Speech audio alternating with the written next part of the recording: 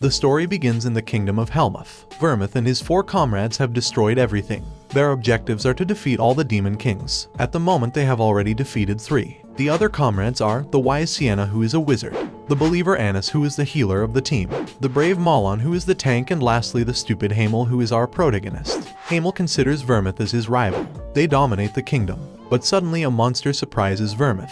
Hamel runs fast and protects him, thus receiving an attack that pierces his chest. In his last moments, Hamel is saying goodbye to everyone. He is now a child and his past life was written down in a book. When he reincarnated, he kept his memories of his past life. It has been 300 years since his death on the mission to eliminate the demon kings. Surprisingly, he reincarnated as a descendant of the hero Vermouth. Hamel is now called Eugene Lionheart and is 13 years old. Vermouth had several women, but his only official lineage was from his wife. Several branches of his lineage exist, but the indirect branches are not taken into consideration. Eugene has the same Lionheart surname but comes from an indirect branch. A lineage ceremony is coming soon where they will compete. Those from an indirect branch are forbidden to use a real sword and train the mana. Eugene practices with a wooden sword. His father is a bit scared because Eugene doesn't look like a child. He has a scary gaze and a dark aura. Tomorrow is the lineage succession ceremony. It is a tradition that occurs once every 10 years. Both lines, direct and branch, participate. They choose children between 10 to 15 years old from the main house, and they compete to see who has the ability to be worthy of being called Lionheart. But the direct line, unlike the branch, could train with real weapons and train their mana. This is because they don't want someone who comes from a branch to succeed more than those who come from the direct lineage. Instead, Eugene is incredibly talented.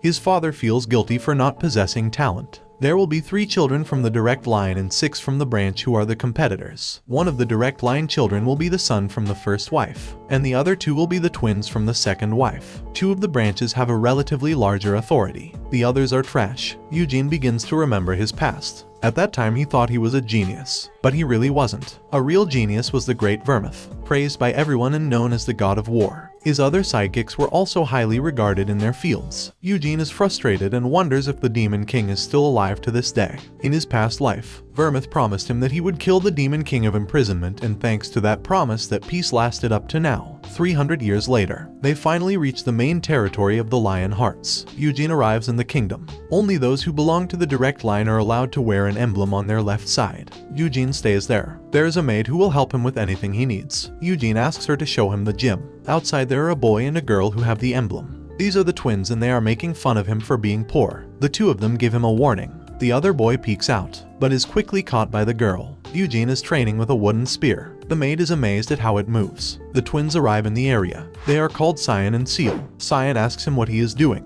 Eugene says, "Can't you see I am wielding a spear?" and calls him an idiot. Cyan gets very angry and asks him to apologize. Eugene apologizes, but Eugene doesn't believe him. They keep fighting him and ask him to clean the carriage he used. Eugene tells the maid to clean it. Cyan starts yelling about why he is ignoring their order, since he is Cyan Lionheart. Eugene mockingly says, "And I am Eugene Lionheart." Seal Lionheart also introduces himself. Cyan is still upset that he ignored his order, so he picks up a wooden sword from the floor and challenges him to a duel. Eugene tries not to accept the duel, but Cyan keeps insisting and gets annoying. In the end he accepts and starts to take the weights off. He had weights on his clothes and throws. Cyan is surprised by how much weight he had. The 2 get into their positions and in the blink of an eye, Eugene easily takes Chow down. He makes him throw up and his sister doesn't understand what happened and thinks he did train the mana, saying it's unfair what he did. But in the end, he ends up accepting it. A man named Hezar arrives and comes to guide the young Cyan. He asks him what happened and Eugene explains. In the end they decide to retire and leave. Tonight, another competitor will arrive and the rest will arrive tomorrow. Cyan told his mother what happened.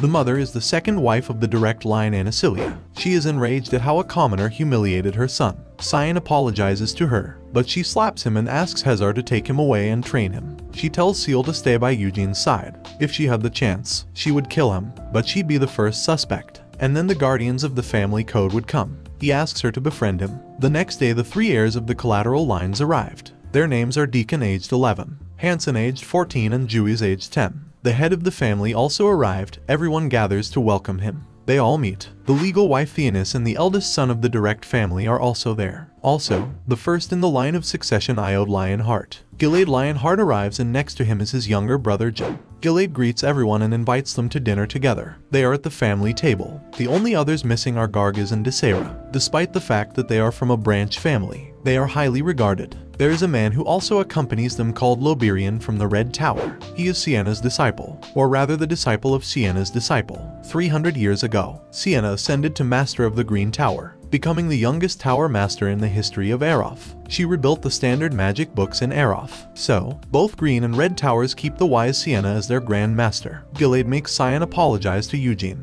He also praises Eugene. He is surprised to hear that Eugene practically trained alone and thus defeated his son. They start eating, and after the meal, they explain that the first test is a labyrinth. Inside the labyrinth there are traps and monsters, but the monsters are Loberian's illusions, even though he is sure that they would feel very real. If they manage to defeat the labyrinth's boss, they will be able to pick a treasure from the Lionheart family treasure room. Dinner is over and Eugene is walking when he runs into Gargis and Desera. They ask him if he really defeated Cyan. He answers that he did and leaves. Eugene goes outside to train. Gargis and Desera arrive again. Desera challenges him to a spear fight since her specialty is spear fighting. Gargis will be the judge. The fight begins. Eugene blocks all the attacks from Desera. Desera no longer knows what to do. After throwing multiple attacks, she thinks she found an opening, but is easily blocked, thus giving the victory to Eugene. Gargis and Desera want to join forces with Eugene in order to defeat the direct line. As this has never happened, Anicilia wants to find a way for her children to survive.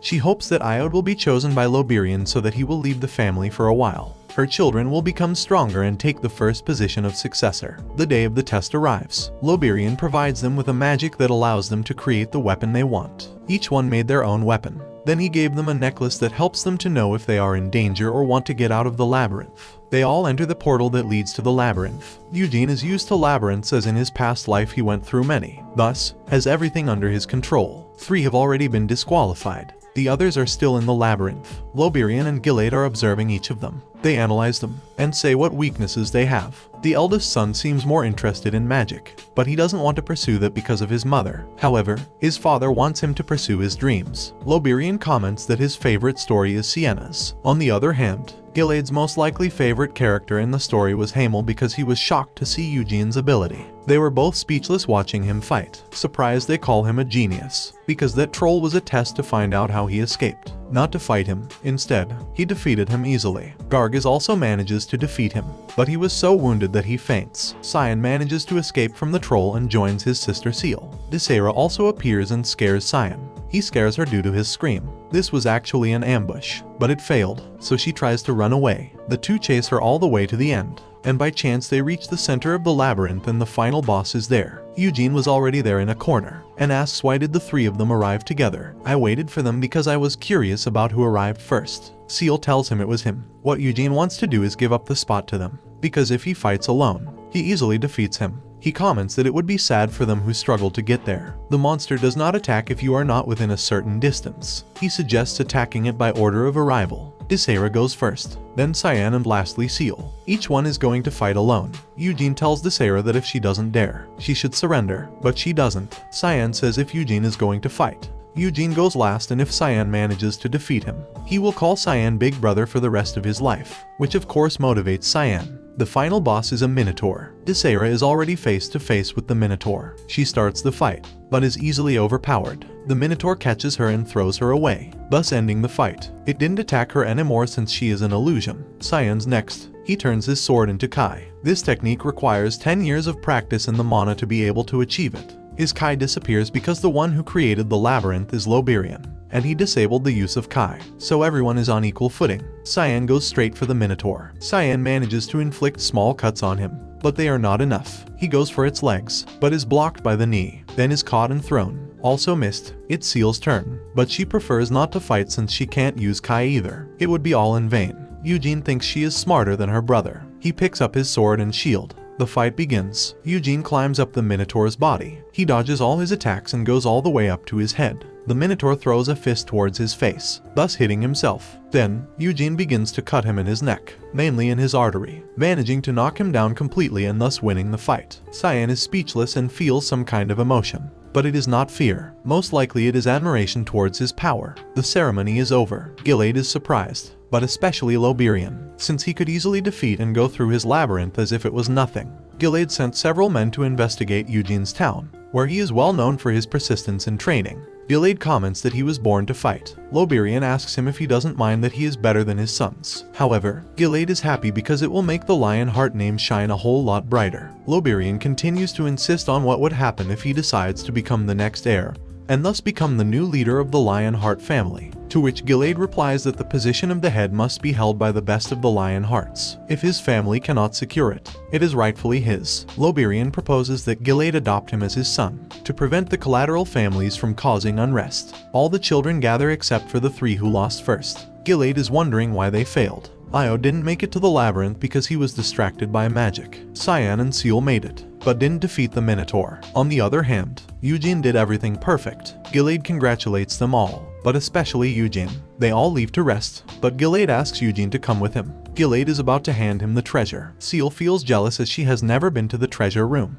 As they are walking along, he talks about the talent he has when it comes to being able to use any kind of weapon. Currently in the Lionheart family, the sword is the forte, but in the past, Vermouth could use any type of weapon. He was called the God of War, master of all. He also talks about how Vermouth was not the only one who was proficient with all weapons. The other was Hamel, also a great master only after Vermouth, confessing to him that he liked Hamel more than Vermouth. Eugene froze. Instead of the divine aspect of Vermouth, he prefers the human qualities of Hamel. He never felt inferior to Vermouth. On the contrary, he sought to surpass his limits. In the end, he ended up sacrificing himself for his friends. They arrive at the place where all the treasures are. Eugene is the first person who is not the head of a family to come there. There is a senate where the old lions of Lionheart are. They are composed of direct branch family and indirect branch family. Only the most important ones are there. In the treasure room are heirlooms that have accumulated over hundreds of years. Among them are the heirlooms of the great Vermouth. Eugene asks for the sacred sword, but it is not possible to obtain it since it is a symbol of the Lionheart family. Another reason is that after Vermouth, no other person has been recognized by the sacred sword. They open the chamber and Eugene enters excitedly, and looks intently at the sacred sword. The sacred sword is a sword that has existed since the origin of the sacred empire of Eurus. It is a sword given by God. Only Vermouth has managed to wield it. With this same sword 300 years ago, he defeated the Demon King of Slaughter, the 5th highest entity in the infernal realm Helmuth. Eugene tries to pull out the sword, but ultimately, he cannot. Besides, even if he picked it up, he couldn't have it. So, he gives up and decides to go for something else. While looking, he finds a spell. The Sword of Gluttony is a sword that can consume the mana it cuts and turn it into its own power. It can cut a powerful spell with a single stroke. However, the reason Vermouth could use a spell is that he was also an excellent wizard. It's too much for his current self, so he decides to keep looking. There are several weapons he is familiar with, such as, for example, the Draconian Carbos spear. It takes a bit of time to heat it up, but it can throw flames at the level of a dragon's breath. The Winneth Storm Sword. It is a sword that was blessed by the elemental spirit, King of the Wind. The Bow of Unbridled Thunder. Pernoa. It is a bow that can shoot thunder, no matter the distance. The Flying Usury Sword. Jabal. It is a sword that, when you apply the mana to it, becomes into a whip with hundreds of blades. Jedon's Shield. It is a shield that can deflect all incoming attacks into a void. Eugene says they're all awesome and he wouldn't mind grabbing some of those, but he wonders if there will be more stuff. He doesn't see the Moonlight Sword or the Demon Spear. He thinks the easiest choice for now is the Winneth Sword, although he prefers to keep looking a little longer. There are also gems and accessories, not just weapons. When he takes a good look, he grabs a necklace. That necklace was the one he had in his past life as Hamel, the memory of his parents, who were eaten by monsters. He wonders why it is there. Maybe Vermouth brought his body to his house. He is a little confused as to why Helmuth and 2 Demon Kings still exist. He wonders what promise they made by putting his memories there. Eugene doesn't want to blame them. He thinks there must be a reason why they couldn't kill the Demon King. In the end, he decides to take his necklace from the past. He does not want Hamel's memory to remain in that vault. Gilade is surprised by Eugene's choice, since supposedly that crystal has no potential at all. Gilade thinks it's weird since that crystal isn't registered in the vault. He wants Loberian to analyze it to see what kind of spell it has. Since that necklace isn't a Lionheart treasure, Gilade lets him pick something else. He runs quickly and picks up the Winneth sword. Eugene is outside talking to Gargaz and Desera. He talks to her about what was there. Desera was very excited about the spears that were there. She doesn't understand why Eugene chose a sword. She is excited to hear what kind of spear was in the vault. 300 years ago, there were 5 demon kings in Helmuth's demonic domain. Rank 1, the demon king of the apocalypse. Rank 2, the demon king of imprisonment. Rank 3, the demon king of madness. Rank 4, the demon king of brutality. Rank 5, the demon king of massacre. Desera and Gargis discuss which demon king is stronger. The demon weapons of brutality and massacre were missing. Eugene wonders where they might be. If there was the sword of the moonlight blade, Eugene would choose it without thinking. It was this same one that defeated the demon king of brutality and slaughter. Eugene starts practicing with it while the other two watch him. We move on to Gilade and Loberian. Loberian analyzes the necklace, but it contains no magic. They wonder why an object like that is in the vault. Loberian comments that there exists magic that can read the memories of the mana. Sienna was the one who created this magic. All objects have the mana, so she will use this magic for the necklace. She activates the magic, but only a few seconds from 100 years ago. Apparently, the other objects damage the mana of the necklace. So, in the end, Gilade will give the necklace to Eugene and offer to adopt him as his son. Jin Lionheart goes over to Eugene. He is happy to finally see him in person. Jin will help guide him when there are meetings and things like that. He guides him to the main room where Gilade is. Eugene and Gilade start talking about the necklace. Gilade told him that he used the magic to read the memory, but they only saw the market where it was sold. Eugene is weirded out because it's not possible for his necklace to be in a place like that. Gilade is going to tell him about the adoption, but before he spoke, Eugene thought he was going to have his marriage arranged with Seal. Gilade sees that Eugene is misunderstanding things and explains about the adoption. Eugene is surprised, but Gilade explains that his father will also become part of the main family, that his intention is not to steal his son. Eugene prefers his dad to make that decision. Gilade will bring him in to discuss it. The gem is needed to train the mana. It breaks and releases a certain amount of mana. The monsters have it in their chests, so Eugene wants to practice it already. Eugene withdraws and notices a certain scent of perfume. There is someone hiding in the corner. He discovers it's Anacilia. Anacilia can't stand Eugene, but in her mind, it is better to be on good terms with Eugene, since Eugene has a big future in the family and this could backfire on her. She asks him what he talked about with Gilade, but Eugene says it's private. She plays dumb and Eugene decides to walk away. Behind him, she was showing her true face. 2 days go by and Eugene's father arrives. The two embrace. Jehard didn't think his son would make it. Jehard and Gilade head inside to talk. Gilade tells him about the adoption, but Jehard is unsure. He thinks the other immediate family members will take it the wrong way. Gilade tries to convince him that adopting him could increase his potential. The father goes to Eugene to talk about it. In the end, he decides to accept the adoption as it would be the best thing for his future, although he prepares himself for the difficulties he will face. But Eugene tells him not to worry, and that he will also be his only real father. They part ways and Eugene goes back to training. He has no intention of becoming head of the family. Besides, the two wives won't allow it. He says the best way to end the conflict is to ignore it or attack it directly. All the families meet at the ceremony to share. Cyan's mother tells him to get ready because, from now on, he will be compared to him. She tells him not to worry because he is still her son and from the direct line. She asks him to befriend him. Seal is bothering Eugene. She wants him to tell her Nuna. Iode Lionheart decides to go with Loberian to practice his magic. But for now, he won't be Loberian's apprentice. Iode is happy because he is moving away from the family. Mom puts pressure on him and reminds him that he has to become the patriarch. Gilade warns her to leave him alone. Fianus is thinking that Anacilia probably is happy about this. Iode was not born with the talent befitting his lineage, and is naive and weak-willed. He will be better off making connections with various wizards, growing his power in Aeroth. The day after the banquet, Iode leaves with Loberian. The other sons of the branches also returned to their own homes. Eugene and Gerhard ended up using the empty building. Today Eugene will learn the mana for the first time. The development of the mana is categorized into two: breathing and body training. Breathing involves collecting the mana from the atmosphere through your breath. Body training has to do with moving your body to collect the mana. Neither is easy, but breathing is more prominent than body training. In the past, Hamel used the training one, but then switched to breathing on the recommendation of Sienna and Vermouth. Eugene and Jin meet and head to the forest where the mana is concentrated. This forest was created by Vermouth 300 years ago. Jin gives him 10 days to feel the mana, to which he thinks it won't even take 10 minutes. They enter a hut. There is a staircase that leads to a ritual circle. There is a rule stating that branch families cannot learn the mana. Instead, they are taught the red flame ritual, which is useless compared to the original one. The white flame ritual is only for the main family. Eugene does not know much, but he has seen it in Vermouth. the high-density layer of the mana that surrounded his body. This materialized into white flames. It looked like a lion's mane in those times. Eugene concentrates and begins to feel the mana. Jin doesn't believe him and says it's just his imagination. Jin casts an aura on him and Eugene guesses with his eyes closed what position he is in. Jin is very surprised. The two meditate to transport the mana throughout the body. Eugene does it with ease, surpassing Jin's expectation. Eugene's core is very large compared to beginners. Jin calls him a monster. They leave the site. Jin explains that a core can split. These are called stars, and who started this was Vermouth. He had 10 stars and was the only one to reach that number. Jin and Gilead have 6 stars. Cyan, Seal, and Iode have 1 star. Eugene is excited to be reincarnated in a body much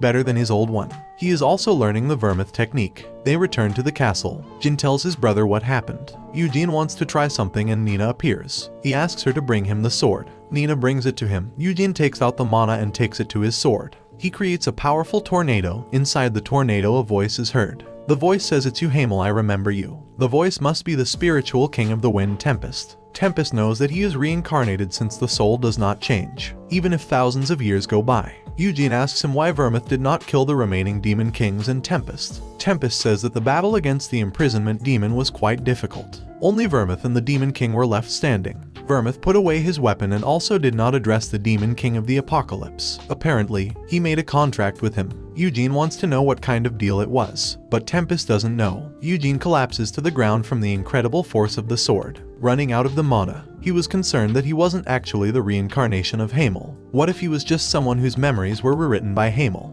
But from what Tempest said, this confirms that he is indeed the reincarnation. Jin and Gilead arrive, again being shocked that no one after Vermouth could summon an elemental king. Geo will be in charge of training him. Cyan and Seal. Outside are Cyan and Seal training not to be left behind. Sylph is a low-rank elemental. Eugene tells him that, if his king lied, he will kill him. Eugene plans to go to Helmuth, Aeroth, Erez, and Luhar to see what happened to his old comrades. Although with that body he can't go there yet, but he will someday. 4 years have passed and Eugene Lionheart is now 17 years old. He has 3 stars in his body. In order to keep improving, he wants to go to Aeroth to learn magic. He meets Cyan outside after practicing. Cyan tells him that he didn't forget that when Iode went there, after the ceremony, he wasn't good enough to become Loberian's disciple. Even though he managed to get into the Red Tower through connections, he could not make any great achievements. Eugene turns to Gilead, talks to him about what he wants to do. Gilead doesn't seem to agree, but in the end he can't refuse. He wants him to promise not to take part in black magic. Though, Aeroth is a black tower, where dark wizards gather. Currently there are no bad rumors about the tower, but the Lionheart's family have a law where they stand against dark magic.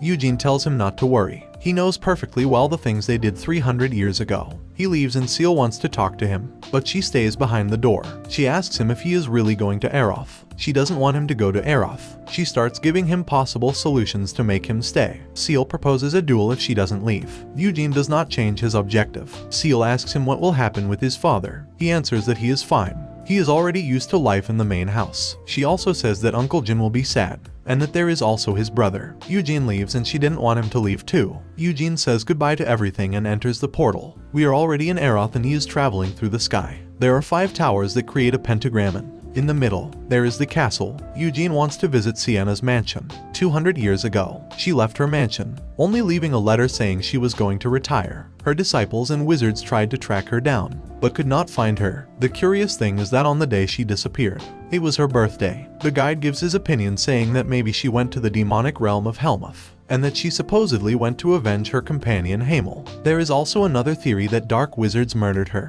Eugene thinks it was the demon kings because the dark tower is linked to Helmuth. Many people pray in front of the mansion to pass the magical test. Eugene enters the mansion and proceeds to investigate how did she live. In the past, Sienna asked Hamel what plans he had for the future, to which he had nothing in mind. Moron was planning to be the king. Hamel asked Sienna about her dreams and plans. She said just to live like an ordinary person, get married, have children, and then be an old woman. In the end, she lived life alone for 100 years. Eugene wants to see the library in the basement. He wants to find out if there are any clues, but he can't open the books because of the watching guard. He also wonders how his necklace appeared. It is odd to him. Apparently, someone messed with his reincarnation. There are rumors that every night he enjoys pleasure with a succubus. Eugene gets angry and screams because there is a damned succubus in a place like this. The Dark Tower not only has dark wizards, but there are also demons. There is an alley that is known and famous for its black market, but there are a few impure stores that have succubus serving as waitresses. And rumor has it that Iode visits the place regularly. The alley is called Bolero. It only becomes a corrupt alley on full moons. Eugene had no plans to approach Iode and wanted to concentrate on his work. He is very angry that he is staining the family name, and on top of that with a demon.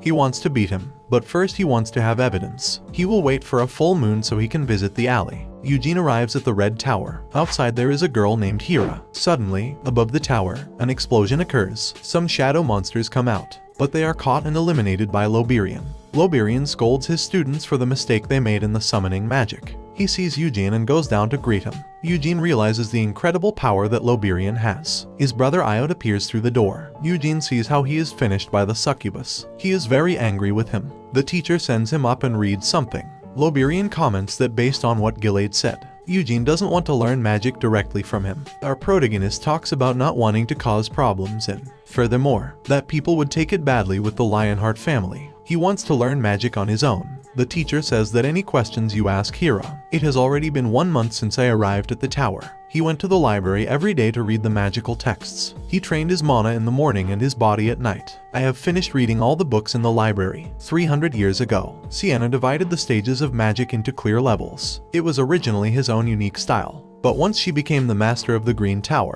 many wizards of Aeroth began to follow her methodology. The first is circles, a ring of circulating mana, spun to create magic. When the mana grows beyond the limits of one circle, another one is formed. 300 years later, most wizards learn magic using the circles. The only wizards that don't use the circles are those with completely different backgrounds, such as elemental magic or dark magic. Eugene arrives at the practice room where Hera is. Hera suggests doing the magic circle, but Eugene wants to put his own spin on it. He wants to use the Lionheart mana method. Hera is not in favor of this since it is very difficult. If the mana spiral gets out of control, you could be seriously injured or even killed. Eugene does not give up and she gives up and will let him do it. But she's going to interfere if she thinks he's getting dangerous. It starts drawing out all of its mana. The ritual of the white flame and the circles have different methods, but in essence, they are the same. With the white flame method, the mana is handled through the heart stars. With circles, the mana is handled through a hook. He will replace the circle with his stars, and with that, he can increase his mana. You can control the mana depending on what the situation calls for. She would only be annoying if she tried to predict how it would turn out and what would happen to be wrong. Hera can't believe that at only 17 years old she was able to do that. Eugene manages to control his magic perfectly. He asks her to summon a monster to test his power. It summons a golem. It easily defeats it with its magic. Hera is with Loberian and explains what happened. Loberian can't believe it. He says he's a talented monster. Hera talks about her magic being at the same level or even above a level 3 magician. Loberian wonders if it would be unreasonable to write Acreon a letter of recommendation for Eugene. The Royal Librarian Acreon. Only high-ranking mages, high aristocrats, and royalty can enter. Loberian ultimately decides to create the letter of recommendation since Eugene has what it takes. For 1 month he has managed to do all that and learned all the magic books. He wonders where he went since he doesn't know anyone in Aeroth. Hera replies that he told her he was going to visit a friend. While in the Murdain Square, Eugene is looking at the statue of Sienna. A man arrives and it is Gargis himself. Gargis once again recommends his family's secret potion. It allows him to grow more muscles. Eugene brushes him off again and asks why he actually came. He asks if he knows Bolero Alley. Eugene says yes. It's the alley where Iode goes. Gargis wants to go there because there's a giant's testicle up for auction. Our protagonist can't believe it. On top of that, he begs him to lend him money. He wants to have that since it is very valuable among magicians. You want to create a new recipe. Eugene comments that a few days ago he saw Iode in the corridors. He saw her face and it was showing signs of withdrawal from the succubus. In this next full moon, Iode will definitely return to that alley. Eugene returns to the tower and they go directly to the room where Loberian is. Loberian shows Acreon the letter of recommendation. Acreon, the Royal Library, is the place where the essence of magic Aeroth is recorded. Famous even 300 years ago. As abundant as the magical tower texts are, they cannot compare to Acreon in quality. Eugene isn't sure about this, but Loberian says it's the perfect time, since he still hasn't learned many things about magic. You have many possibilities and the opportunity to learn about the Acreon books, so your magic will become amazing. Acreon contains ancient magic from the mythical era, as well as the texts of the philosopher considered the best of his time.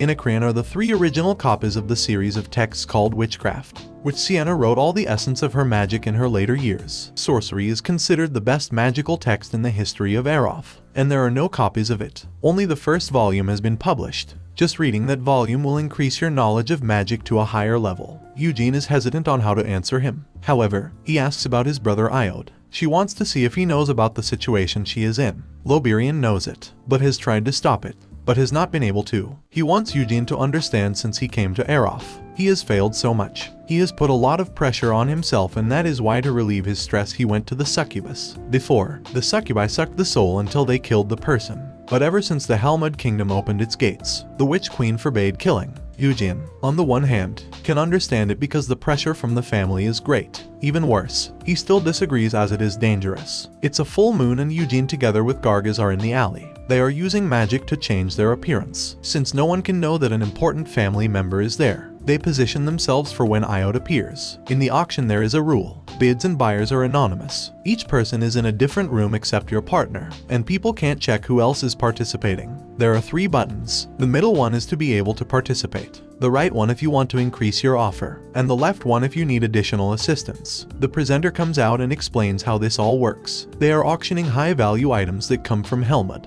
At one point they show a box containing a piece of metal. Eugene quickly hits the button to buy it. He realized that this metal fragment belongs to the Lunar Light Sword. In his past life, they found the sword in the Khazard place. This sword only obeyed Vermouth. Eugene thinks that maybe when he died, Vermouth left and broke the sword in the same place. They inform him that Iode arrived at the alley. Eugene arrives at the place of the succubi and enters. The succubus who takes care of him takes him to the rooms, but he tells her that he wants to go into the dining room. While he is eating, his brother Iode arrives all sucked. Eugene follows them and sees that they are heading to a hidden house. Suddenly 3 men come out threatening him. Eugene easily defeats them without issue. He enters and the 3 men attack him, but they are easily defeated by his magic. He takes out his sword and goes to the rooms on levels 1 and 2. He goes to the room on level 3 and realizes they are going to attack him with dark magic. Quickly, he pulls out the fragment of the Moonlight Sword and absorbs the dark magic. The witch leaves the room and Eugene realizes that Iode is linked to black magic. He gets very angry that his own father warned Eugene not to get in contact with dark magic,